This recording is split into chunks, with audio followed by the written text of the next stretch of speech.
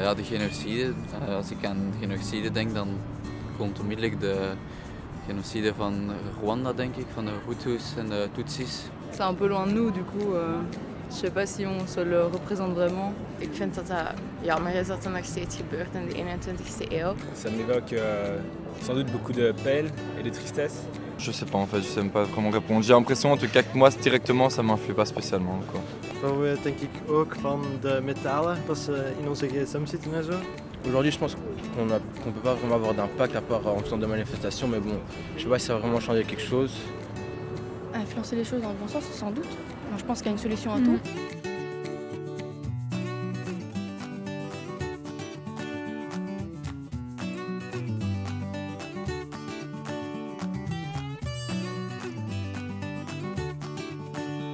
Internationale misdaden is eigenlijk een groep van misdaden waarin we 3 categorieën onderscheiden. Er is genocide, misdaden tegen de mensheid en oorlogsmisdaden. Internationale misdaden zijn misdaden die dermate ingrijpend zijn en die eigenlijk niet alleen individuen aantasten, maar eigenlijk de mensheid in zijn geheel. En daarom wordt ervan uitgegaan dat die misdaden niet enkel moeten bestraft worden in het land waarin ze gepleegd zijn, maar dat die overal ter wereld zouden moeten vervolgd worden.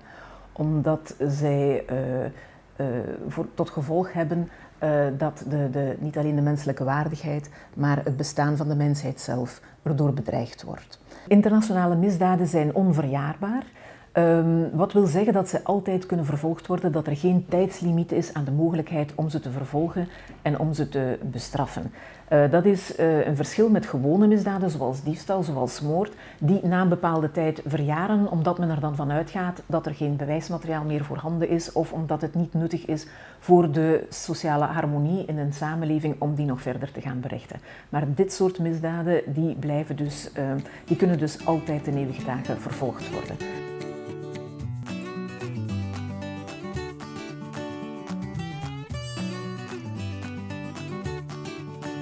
Quand on explore un peu les causalités de beaucoup de conflits, pas nécessairement tous, de beaucoup de conflits, on peut retrouver des liens qui sont assez concrets avec nos vies et nos expériences. Ces liens peuvent être historiques, économiques, d'humanité simplement parfois, mais ces liens peuvent être travaillés, confrontés à l'histoire, confrontés à l'actualité, et finalement, nous qui habitons au nord, nous nous sentons concernés par différents de ces liens.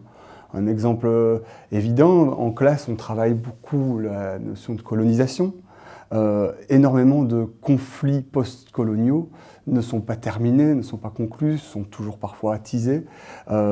Quelles sont les matrices qui ont généré ces conflits? C'est certainement la manière dont les pays colonisateurs ont quitté et avant cela encore travaillé le pays qui désormais est en conflit. En termes de relations économiques aussi, il y a à travers la mondialisation des intérêts, des courses aux ressources qui sont en lien avec nos consommations, avec nos besoins ou nos désirs. Et il est clair que dans un espace où les ressources manquent, eh bien, se projeter pour aller les chercher aux endroits où elles se trouvent génère des relations avec des zones qui sont parfois en conflit. Enfin, il reste cette interdépendance peut-être fondamentale, morale, énormément de valeurs européennes qui ont construit les États et qui sont revendiquées par les États, sont des valeurs humanistes, de solidarité, d'égalité, de liberté, valeurs qu'on brandit parfois d'ailleurs quand on se projette sur cette scène internationale. Elles ne sont sans doute pas vaines quand elles ne sont pas manipulées.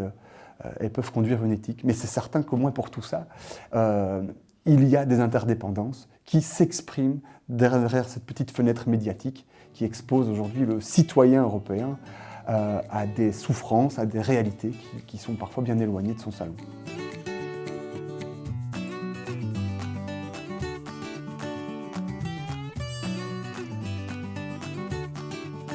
Herinneringseducatie kan, dat is natuurlijk onze hoop en onze ambitie. We willen daar ook niet naïef in zijn. Maar we hopen dat herinneringseducatie een rol kan spelen bij het doorbreken van het steeds terugkerende massageweld. Door de vinger te leggen op een aantal belangrijke elementen, een aantal belangrijke mechanismes die ervoor zorgen dat mensen daders worden of omstaanders worden bij massageweld. Denk bijvoorbeeld aan gehoorzaamheid aan een autoriteit. Als we gaan kijken hoe dat mechanisme in de geschiedenis heeft gefunctioneerd, kunnen we ons ook vragen gaan stellen over, leeft dat misschien vandaag in mijn eigen bestaan ook? Ben ik misschien ook soms zomaar volgzaam, zonder daar echt kritisch over na te denken? Een ander mogelijk mechanisme zou kunnen zijn groepsconformisme. Zomaar meedoen met de groep, zonder je daar veel kritische vragen bij te stellen. En dat is volgens mij de relevantie van herinneringseducatie en het belang van herinneringseducatie. Elementen halen uit het verleden om te kijken hoe die vandaag nog steeds werkzaam zijn.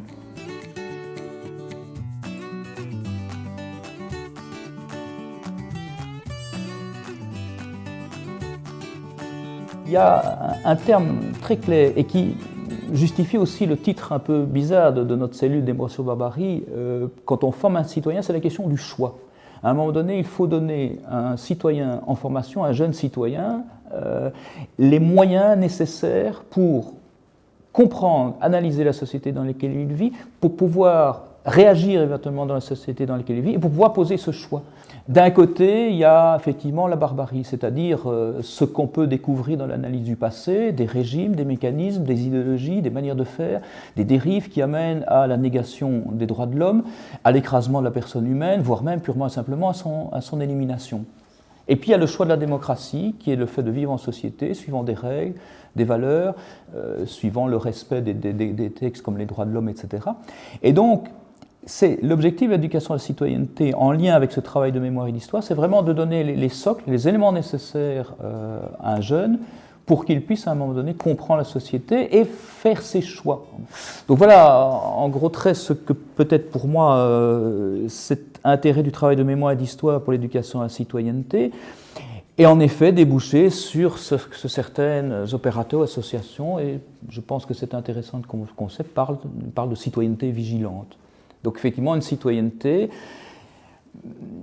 consciente et qui notamment s'appuie, se nourrit de connaissances, d'éléments du passé, d'analyse du passé qui peuvent aider à sa réflexion dans le présent.